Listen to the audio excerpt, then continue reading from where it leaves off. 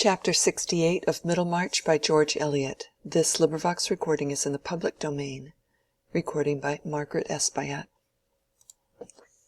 What suit of grace hath virtue to put on, if vice shall wear as good, and do as well?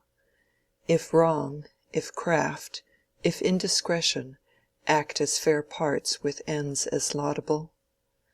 Which all this mighty volume of events, the world, the universal map of deeds, strongly controls, and proves from all dissents, that the directest course still best succeeds. For should not grave and learned experience, that looks with the eyes of all the world beside, and with the ages holds intelligence, go safer than deceit without a guide? Daniel, Mesophilus. That change of plan and shifting of interest which Bulstrode stated or betrayed in his conversation with Lydgate had been determined in him by some severe experience which he had gone through since the epoch of Mr. Larcher's sale, when Raffles had recognized Will Ladislaw, and when the banker had in vain attempted an act of restitution which might move divine providence to arrest painful consequences. His certainty that Raffles, unless he were dead, would return to Middlemarch before long, had been justified. On Christmas Eve he had reappeared at the Shrubs. Bulstrode was at home to receive him, and hinder his communication with the rest of the family, but he could not altogether hinder the circumstances of the visit from compromising himself and alarming his wife. Raffles proved more unmanageable than he had shown himself to be in his former appearances. His chronic state of mental restlessness, the growing effect of habitual intemperance, quickly shaking off every impression from what was said to him. He insisted on staying in the house, and Bulstrode, weighing two sets of evils, felt that this was at least not a worse alternative than his going into the town. He kept him in his room for the evening, and saw him to bed, Raffles all the while amusing himself with the annoyance he was causing this decent and highly prosperous fellow sinner, an amusement which he facetiously expressed as sympathy with his friend's pleasure in entertaining a man who had been serviceable to him, and who had not had all his earnings. There was a cunning calculation under this noisy joking, a cool resolve to extract something the handsomer from Bulstrode as a payment for release from this new application of torture. But his cunning had a little overcast its mark. Bulstrode was indeed more tortured than the coarse fibre of Raffles could enable him to imagine.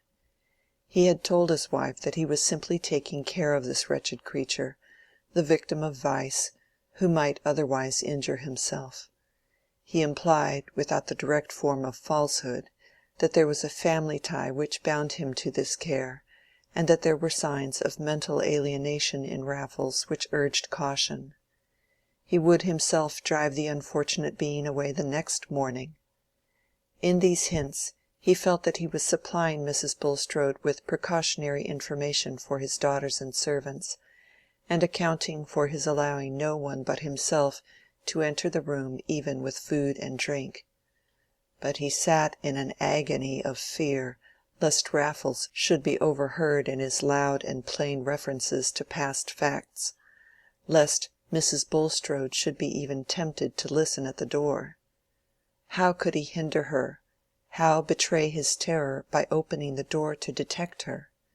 She was a woman of honest direct habits, and little likely to take so low a course in order to arrive at a painful knowledge, but fear was stronger than the calculation of probabilities.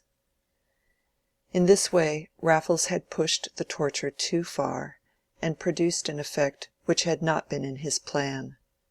By showing himself hopelessly unmanageable, he had made Bulstrode feel that a strong defiance was the only resource left.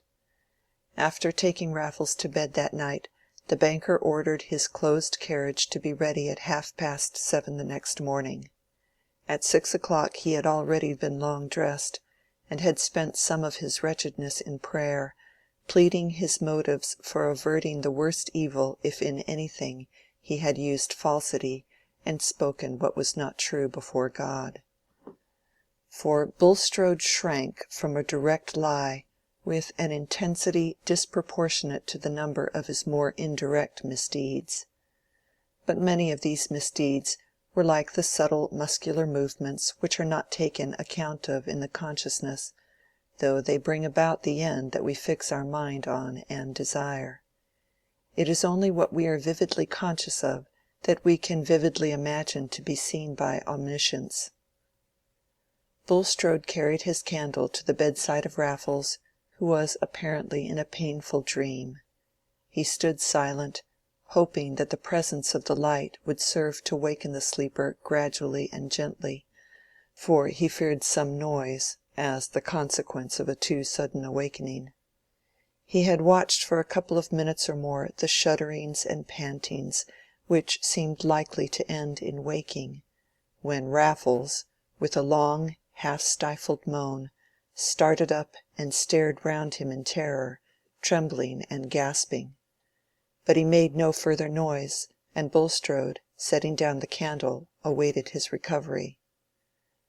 It was a quarter of an hour later before Bulstrode, with a cold peremptoriness of manner which he had not before shown, said, "I came to call you thus early, Mr. Raffles, because I have ordered the carriage to be ready at 7:30, and intend myself to conduct you as far as Isley, where you can either take the railway or await a coach."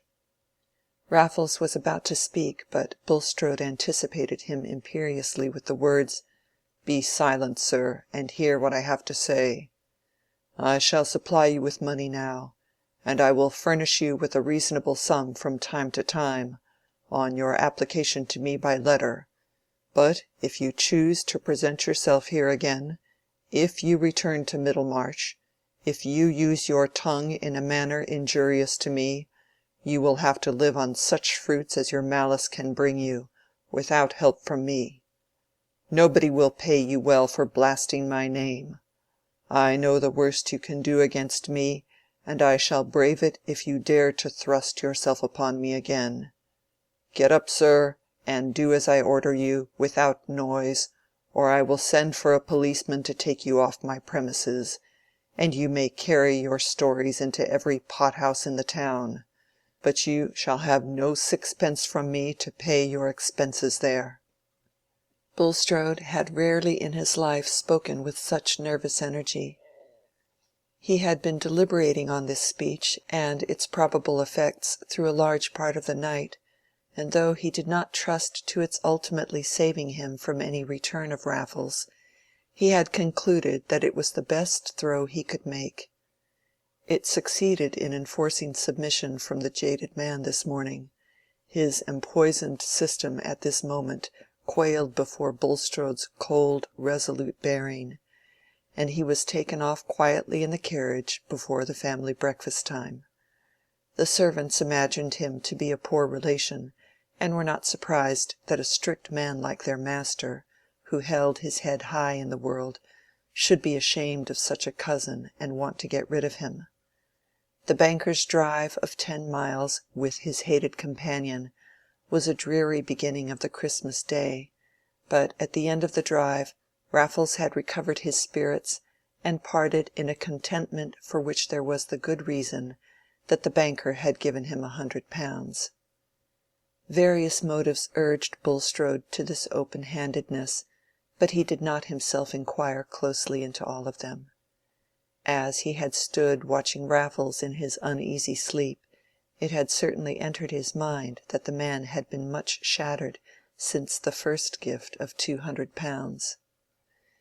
He had taken care to repeat the incisive statement of his resolve not to be played on any more, and had tried to penetrate Raffles with the fact that he had shown the risks of bribing him to be quite equal to the risks of defying him.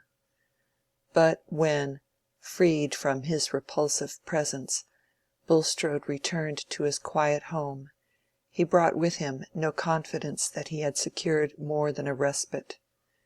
It was as if he had a loathsome dream, and could not shake off its images with their hateful kindred of sensations, as if on all the pleasant surroundings of his life a dangerous reptile had left his slimy traces. Who can know how much of his most inward life is made up of the thoughts he believes other men to have about him, until that fabric of opinion is threatened with ruin?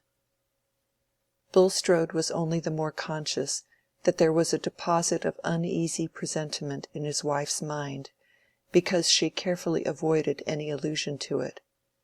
He had been used every day to taste the flavor of supremacy and the tribute of complete deference, and the certainty that he was watched or measured with a hidden suspicion of his having some discreditable secret made his voice totter when he was speaking to edification. Foreseeing, to men of Bulstrode's anxious temperament, is often worse than seeing, and his imagination continually heightened the anguish of an imminent disgrace.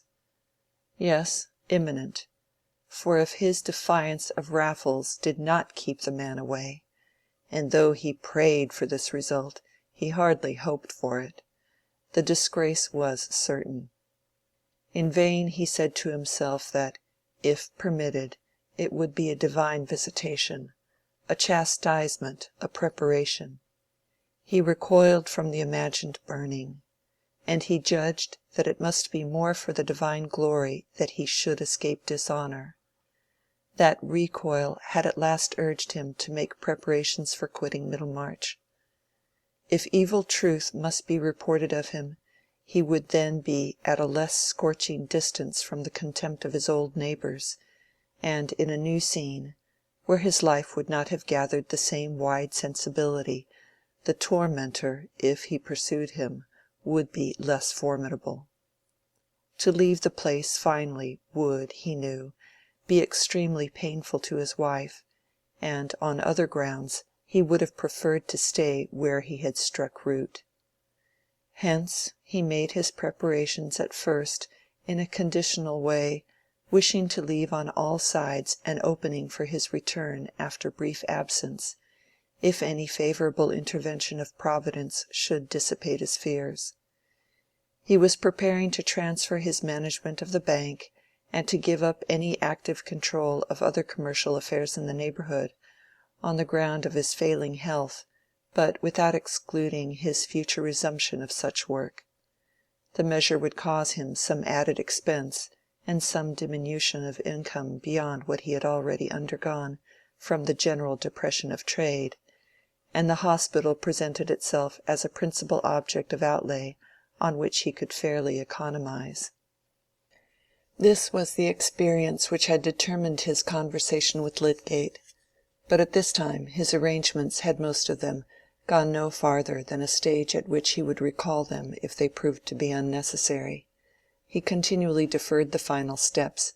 In the midst of his fears, like many a man who is in danger of shipwreck or of being dashed from his carriage by runaway horses, he had a clinging impression that something would happen to hinder the worst, and that to spoil his life by a late transplantation might be over-hasty, especially since it was difficult to account satisfactorily to his wife for the project of their definite exile from the only place where she would like to live.